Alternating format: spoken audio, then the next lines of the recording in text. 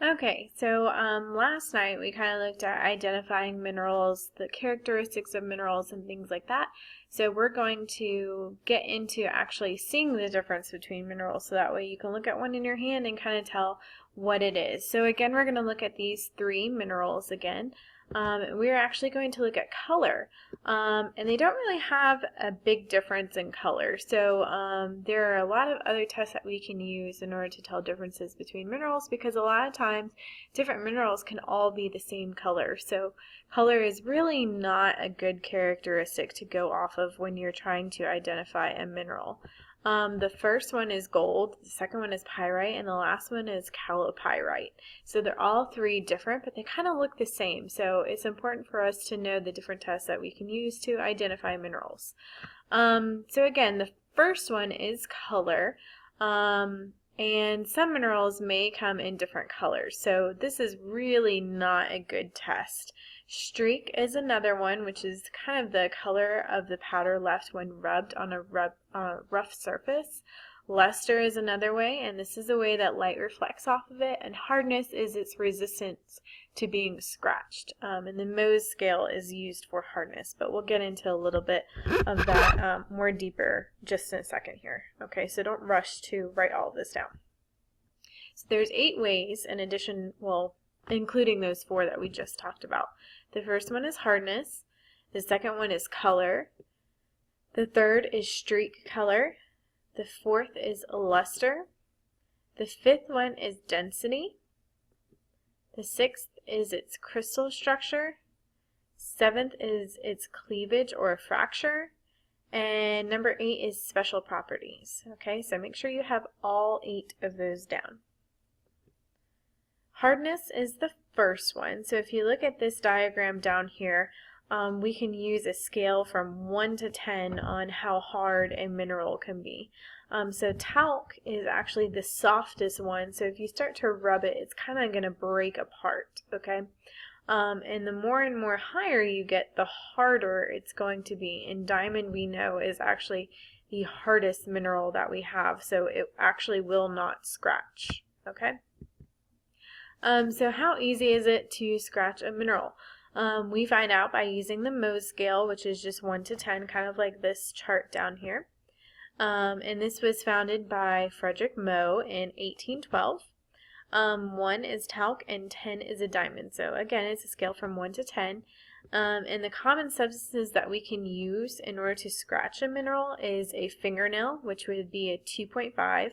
So if you scratch it with a fingernail and it starts to break apart, that means that it's softer than a 2.5. Okay? We can also use a penny, which is anywhere between 3 and 3.5. So if you scratch it and it actually scratches, that means that it's lower than a 3 or a 3.5. Glass is a 5.5 to a 6. Steel is 5 to 5.5. And a streak plate, which is what we're going to be using in class, is 6.5 to 7.5. This is just kind of a little thing that you can buy if you want to in order to see hardness, which is again a property of mineral, and it has the chart down here for you too.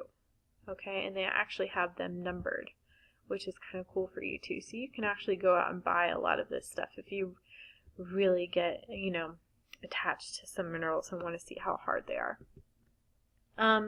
The second one is color. Now this one is interesting because these are all quartz, okay, but you can't really tell that they are because they're all different colors. So color is definitely not a good way to tell the difference between the minerals, okay. So even though we look at color, we observe color, sometimes it's not very reliable. So again, color, easy but not reliable. The color may change over time. And some minerals may have many colors, just like quartz that we just looked at, due to impurities or different compounds and things like that. Many minerals may have the same color too, just like that gold and pyrite that we looked at. Now, streak color is another type of color. So this one is actually pretty important. And streak color is actually shown above right here. So this is actually more reliable than regular color. It's the color of the powder of the mineral. You use a streak plate with it in order to see what color powder is made with it. Okay, so you use a streak plate. Some examples are when you scratch pyrite, it's going to make a black powder. So its streak color would be black, whereas pyrite is that gold looking thing. You would say that its color is gold, but its streak color is actually black. Gold actually has a golden or a yellow powder, so that's a way that you can kind of tell the difference between the two.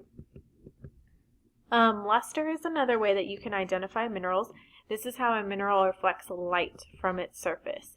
You could have very, very shiny, which we call metallic, or you can have non-metallic, glassy, dull, earthy, waxy, pearly, which just technically kind of looks like a rock. Density is another way that we can identify minerals. So sometimes they're very light and they float on top of water, and sometimes they sink down to the bottom. So we know that in order to calculate density, that is mass divided by volume. So you would have to use a triple bead balance and also a graduated cylinder and divide those two numbers in order to find the density. It remains the same no matter the size of the actual mineral that you have, which is kind of cool. So if you have a big mineral and you are calculating its density, it's going to be the same as if you had just a little piece of it. It's also called the heft, just fun fact of the day for you. And it may use specific gravity. Good Lord, I cannot talk today. Which is the same as density, but no units. Here are some types of lusters that you can look at. Metallic is right here, so it's very shiny, and down here is kind of dull, so it doesn't really have a shine to it if you put a light on it.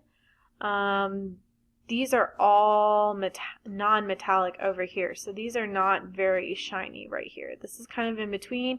This one is very metallic, okay? So it's important for you to know the differences between these three groups up here.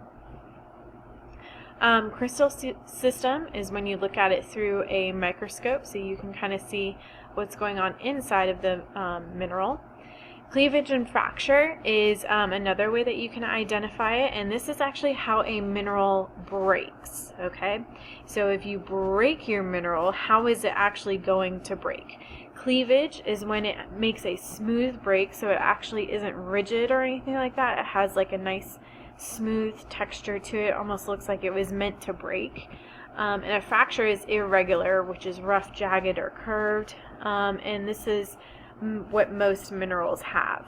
It's very important if you find a mineral that has cleavage that you write this down, because not a lot of them have that. And here are some examples down at the bottom if you want.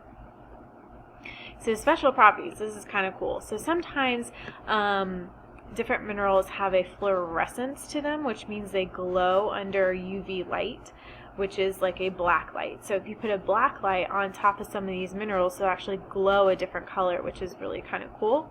Some of them are magnetic, like magnetite. So if you put a magnet to them, they'll actually be attracted to it. So that is definitely something to write down if you find a mineral that does that. Some of them are radioactive, which you don't want to go anywhere near, even if you do like Imagine Dragons and you love that radioactive song. Definitely don't go near those. Some of them fizz when you put them in water because they have acid in them, like calcite, which we'll look at a little bit later. Some of them are easy to shape, like gold. So gold is used for jewelry a lot of the times because it's very easy to kind of make into different shapes. Some of them have an odor to them, like clay, and sometimes sulfur. If you smell rotten eggs all the time, you might be near some sulfur. Some of them have a soapy feeling, like talc kind of feels like soap. Some feel greasy and they get all over your hands, like graphite, which is used for pencil lead. And some of them have a double refraction, which is a very specific type of calcite. So here are some special properties for you just in a table. The fluorescence, this is what it looks like just regular, and if you put it under a black light, it's going to turn all blue, which is really kind of cool. Some are magnetize, some of them will fizz, some of them taste weird, some of them have radioactivity in them, and some of them kind of make a double looking thing. Here's just another table for you to look at as far as luster goes. So here are some other minerals that you can look at. It'll tell you their hardness, their density, their luster, their streak, their color, and other properties. You can also find this in the back of the science book in Miss Dudek's classroom, which is really kind of cool. I'll have a ton of minerals in the back of the book for you. Alright, so hopefully you filled out all of your notes and you are ready to kind of identify some minerals tomorrow. Make sure you bring your notes and they're completed to class tomorrow. Here are some other things that you can look over. A rock is a mixture of minerals. And we'll play the mystery mineral game a little bit later tomorrow. Hope you have a good evening.